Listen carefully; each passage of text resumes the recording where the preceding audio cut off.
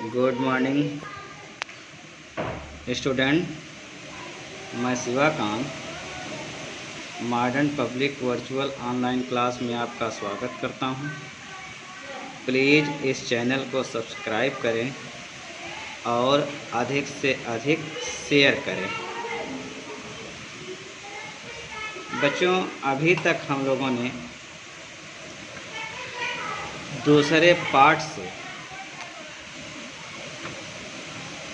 संक्षेप में पैराग्राफ पढ़ रहे थे और उसी क्रम में आगे हम चलते हैं। तो जब हम चलते हैं दूसरे पार्ट में, पेज नंबर 30 देख लेते हैं।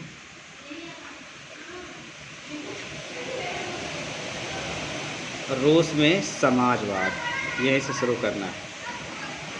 1914 के बाद सभी राजनीतिक पार्टियों को कानूनी मान्यता प्रदान हो गई, जिसमें समाजवादियों ने 1898 में Asian social democratic workers party का गठन किया था। सरकारी आतंक के कारण इस पार्टी को गैर कानूनी संगठन के रूप में काम करना पड़ता था। इस पार्टी का एक अखबार निकलता था, उसने मजदूरों को संगठित किया था और हड़ताल आदि कार्यक्रम आयोजित किए थे। कुछ रूसी समाजवादियों को लगता था कि रूसी किसान जिस तरह समय समय पर ज़मीन बांटते हैं, उनसे पता चलता है कि वह स्वाभाविक रूप से समाजवादी भावना वाले लोग। हम पहले भी बता चुके हैं कि समाजवाद का मतलब होता है जब देश की संपत्ति पर देश के सभी नागरिकों का अधिकार होता है। इसी आधार पर उनका मानना था कि रूस में मजदूर नहीं बल्कि किसान ही क्रांति की मुख्य शक्ति बनेंगे।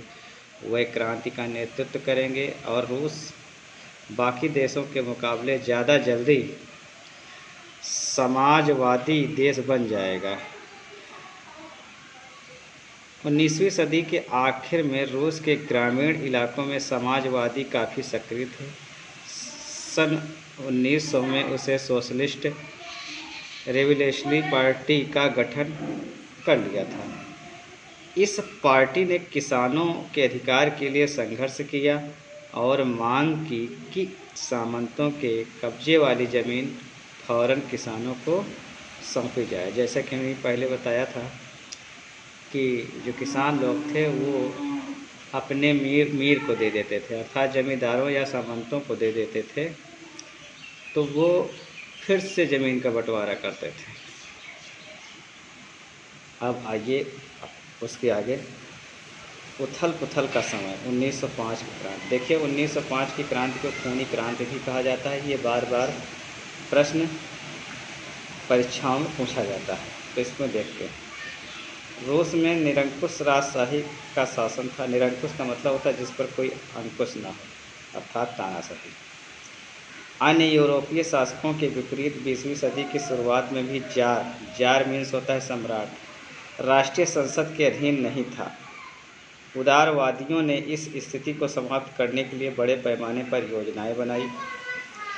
1905 की क्रांति के दौरान उन्होंने संविधान की रचना के लिए सोशल डेमोक्रेटिक और समाजवादी क्रांतिकारियों को साथ लेकर किसानों और मजदूरों के बीच काफ़ी काम किया। रूसी साम्राज्य के तहत उन्हें राष्ट्रवादियों जैसे पोलैंड और इस्लाम के आधुनिकीकरण के समर्थक जदीदियों, मुस्लिम बहुल इलाकों का भी समर्थन मिला। रूसी मजदूरों के लिए 1904 का साल बहुत बुरा रहा। महत्वपूर्ण चीज़ों की कीमतें इतनी तेज़ी से बढ़ी कि वास्तविक वेतन में 20% तक की गिरावट आ गई। उसी समय मजदूर संगठनों की सदस्यता में भी तेज़ी से वृद्धि हुई। जब 1904 में ही गठित की गई असेंबली ऑफ एशियन वर्कर्स यानी रूसी श्रमिक के 4 सदस्यों को पितलोप आयरन वर्क्स में उनकी नौकरी से हटा दिया गया, तो मजदूरों ने आंदोलन छेड़ने का ऐलान किया। अगले कुछ दिनों के भीतर सेंट पीटर्सबर्ग के 1,10,000 से ज़्यादा मजदूर काम के घंटे घटाकर 8 घंटे किए जाने, वेतन में वृद्धि और कार्य स्थितियों के में सुधार की मांग करते हुए हड़ताल पर चले गए।